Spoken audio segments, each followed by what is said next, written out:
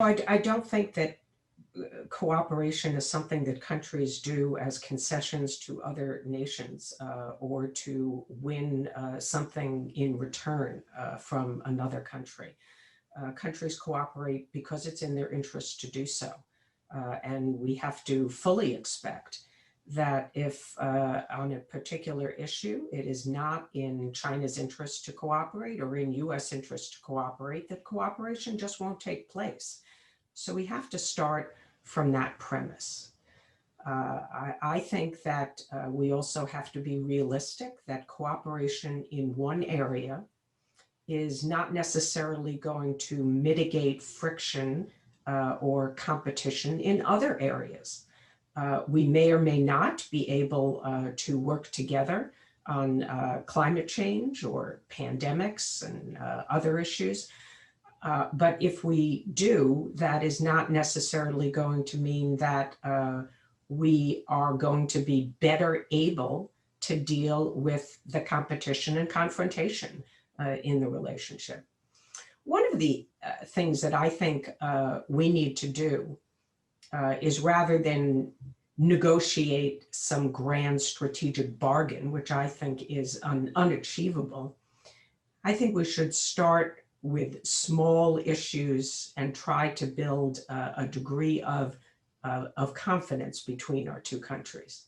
And here I want to remind everybody that many people in the Biden administration were in government during President Obama's administration.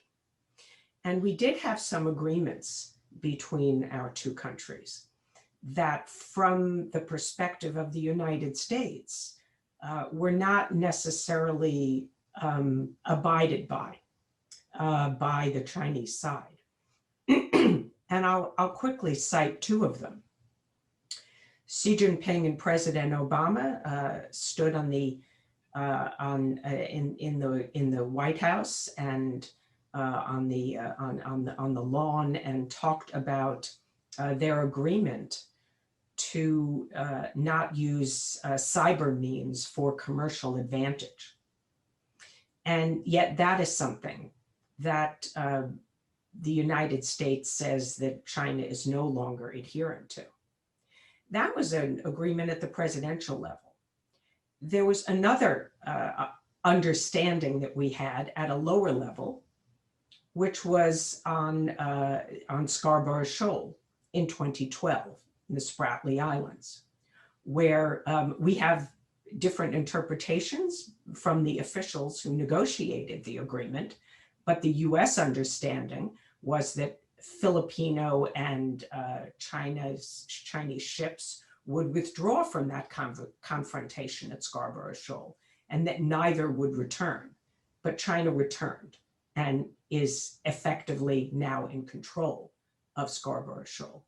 So I highlight these two examples because I think that they underscore that there are consequences when countries reach an agreement and don't abide by them, or have a misunderstanding about what that agreement was all about.